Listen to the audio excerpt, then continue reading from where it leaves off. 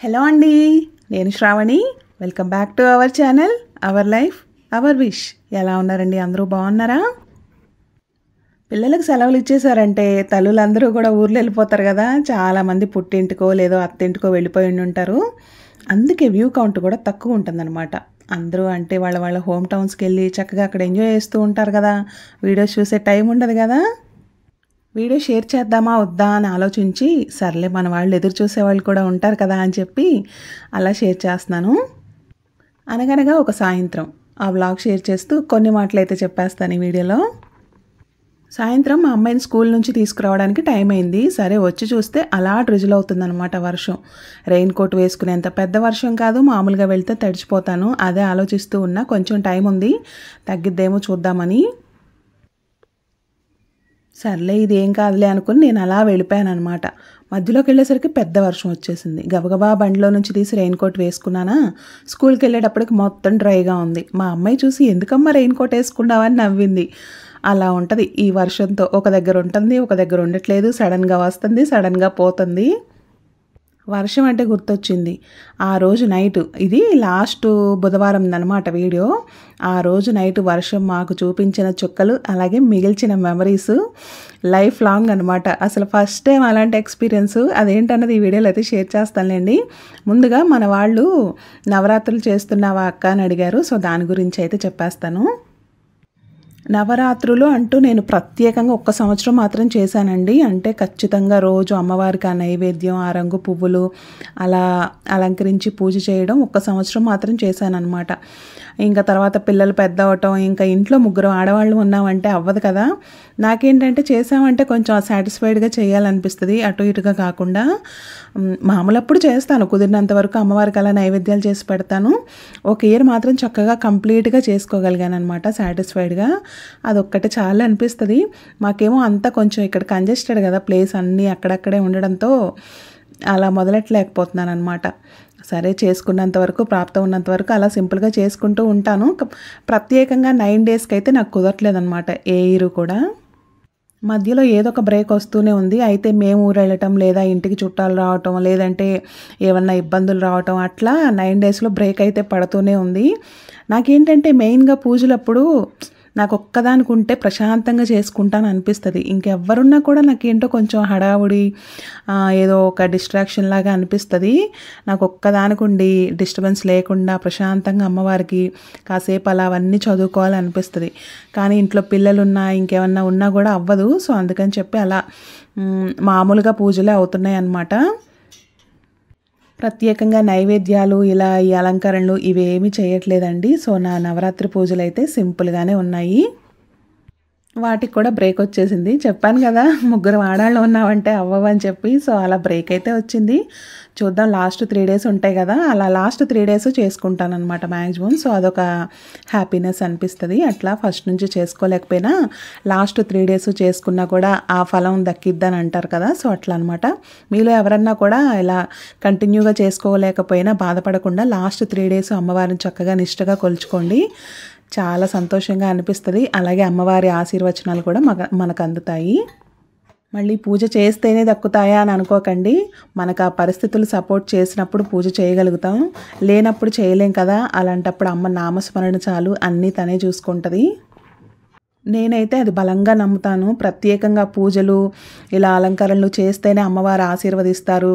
మామూలుగా మనసులో కొలుచుకున్నా, లేదంటే సింపుల్గా పూజ చేసినా కరుణించరు. అలాంటివి నేను అస్సలు నమ్మనమాట. అమ్మ నామస్మరణ చాలు మనకి ఎనలేని ధైర్యాన్ని ఇస్తుంది. సో అలా నా నవరాత్రులు అయితే అలా జరుగుతూ ఉన్నాయన్నమాట. ఇంకా మా అమ్మాయిని అయితే స్కూల్ నుంచి తీసుకొచ్చేసాను. స్నాక్స్కి అయితే కట్లెట్ చేద్దామని. శనగలు అవి నానపెడితే మా పిల్లలు ఇంట్రెస్ట్గా తినరు. ఇంట్రెస్ట్ ఏముందిలేండి, కొంచెం 1 స్పూను 2 స్పూన్లు తిని వదిలేస్తారు.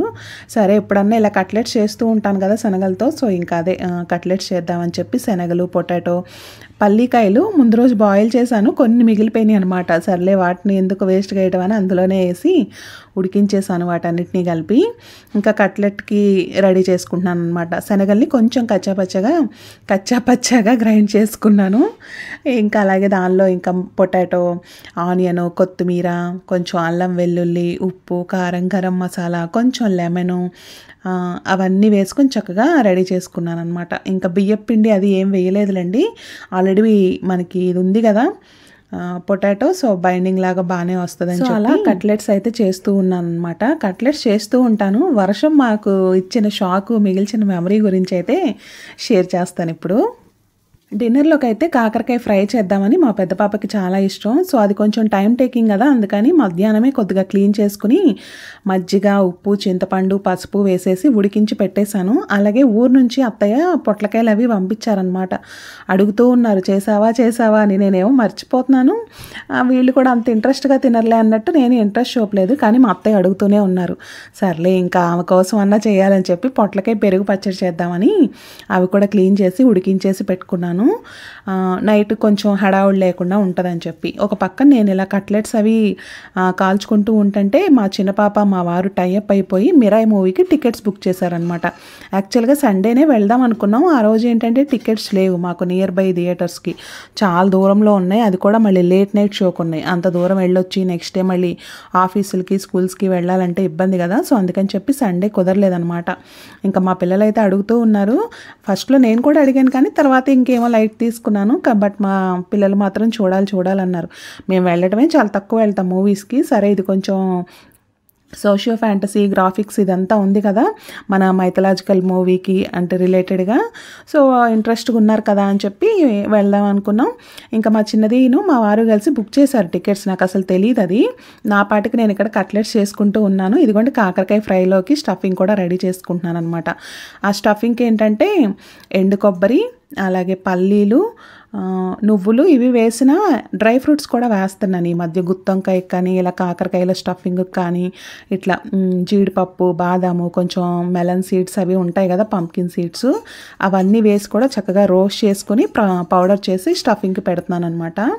అట్లా అలాగే పుట్నాలు కూడా వేస్తాను. పుట్నాలు లేవన్నమాట, అసలు వాడట్లేదు పుట్నాలు, ఇంకా తెప్పించట్లేదు. సో అది లేదు, అందుకని చెప్పి శనగపిండిని డ్రై రోస్ట్ చేసి పెట్టుకున్నాను. సో స్టఫింగ్లోకి వేయడానికి కాకరకాయలో పుట్నాలు కానీ శనగపిండి కానీ వేస్తే ఆ టెక్చర్ అది బాగుంటుంది అనమాట, ఎంత మనం పల్లీలు, నువ్వులు వేసినా కూడా. సో అందుకని చెప్పి పుట్నాల పప్పు లేదని చెప్పి శనగపిండిని డ్రై రోస్ట్ చేసి పెట్టేసుకుని ఇంక ఇదిగోండి 1 by 1 డ్రై ఫ్రూట్స్ అన్నీ కూడా వేసుకుని సిమ్లో ఫ్రై చేసుకుంటున్నాను. ఇంకా దాంట్లోనే జీలకర్ర, ధనియాలు, వెల్లుల్లి, ఎండుమిర్చి ఇవన్నీ కూడా వేసి గ్రైండ్ చేసుకుంటాను అనమాట. సో అది స్టఫ్ చేసి కాకరకాయ ఫ్రై చేస్తాను.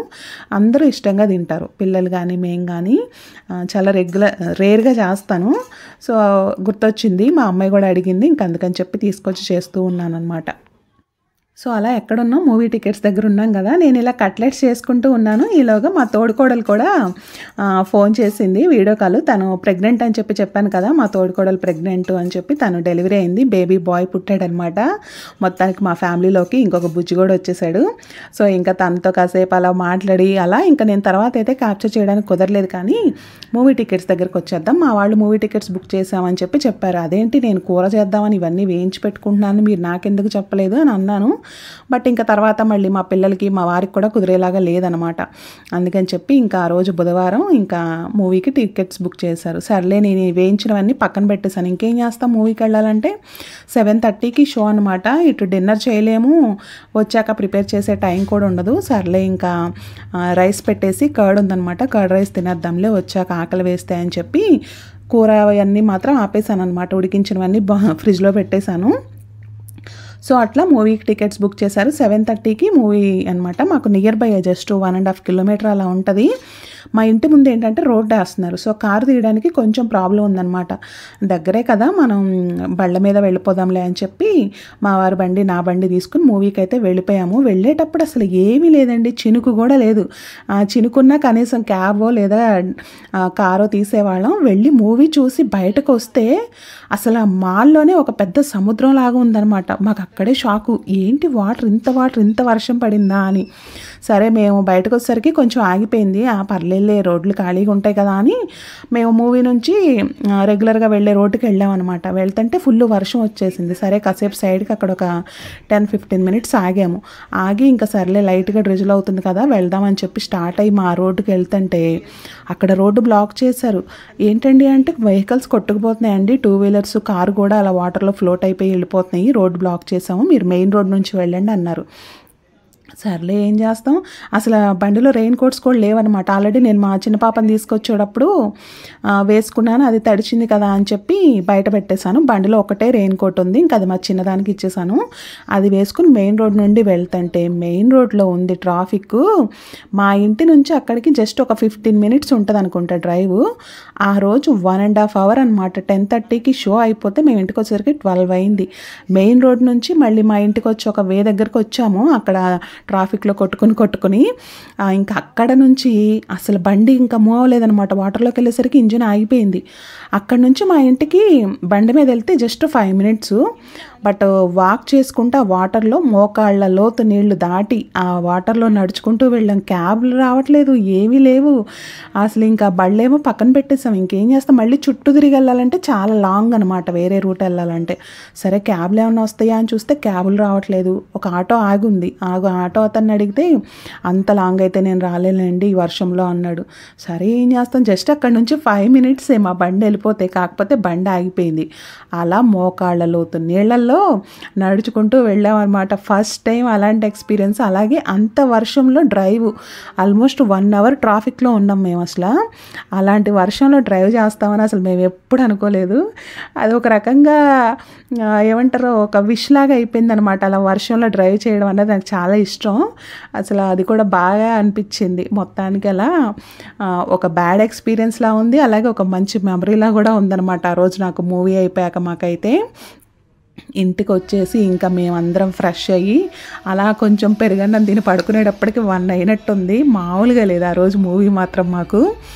సో చూసారు కదా, థియేటర్కి అయితే వచ్చేసాము. వచ్చాక కొంచెం టైం ఉంటే మా పిల్లలు బుక్స్ ఏవో కావాలని చూసారనమాట. బ్రహ్మానందం గారు బుక్ తీసుకుందాం అనిపించింది కానీ కాస్ట్ మరీ ఎక్కువ చెప్పేశారండి. సో ఇంకెక్కడన్నా ఉంటే తీసుకుందాంలే అని నేనేం తీసుకోలే, పిల్లలు కూడా ఏం తీసుకోలేదండి.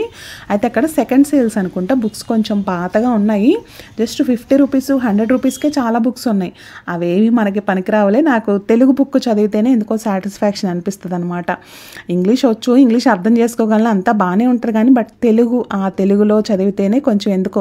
ఇలాంటి టచింగ్ బుక్స్, ఆయన బయోగ్రఫీ అనుకుంటా నేను అని రాశారు. అనిపించింది అరే కొనుక్కుని ఉంటే బాగుండేదని. సర్లే ఈసారి చూద్దామని చెప్పి ఇంకేం కొనుక్కోలేదనమాట. అట్లా తర్వాత మూవీ చూసి మూవీలో మంచి స్నాక్స్ ఎంజాయ్ చేసి బయటకు వచ్చేటప్పటికి అలా సముద్రాన్ని ఎదుకుని ఇంటికి వచ్చాము. అది ఆ బిట్స్ వేశాను కదా, అవి చాలా లాస్ట్కి వచ్చేసాక మా అమ్మాయి ఊరికే తీసిందనమాట. అసలు యాక్చువల్గా నేను వాటర్లో నడిచేది తీద్దాం అనుకున్నాను, తీసి పెడదాం అనుకున్నాను కానీ మళ్ళీ ఎవరన్నా నెగిటివ్ కమెంట్స్ చేస్తారేమో, ఎందుకులే వేరే వాళ్ళకి ఆ స్కోప్ ఇవ్వటం అని చెప్పి తీయలేదనమాట. అయ్యి బాబోయ్, కానీ అసలు ఆ వాటర్లో పాములు ఉంటాయో ఏముంటాయో అంత చీకట్లో అసలు ఎలా నడిచామో కూడా తెలియదు అనమాట. అలా ఆ మిరాయి మూవీ మాకు లైఫ్ లాంగ్ ఒక మెమరీని అయితే ఉంచేసింది. అలా జరిగిందనమాట ఆ మూవీ నైట్.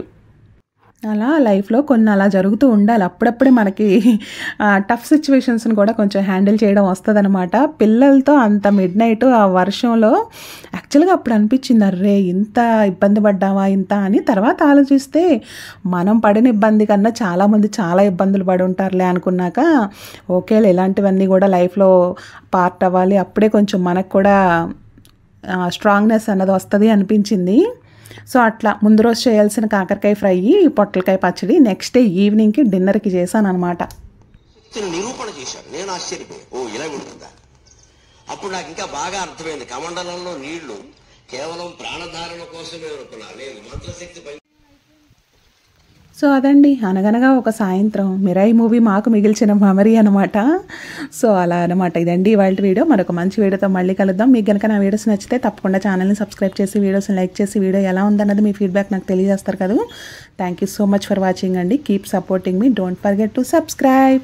అన్నట్టు మేమే కాదండి, ఆయన చాలామంది ఇబ్బంది పడ్డారంట వర్షం వల్ల.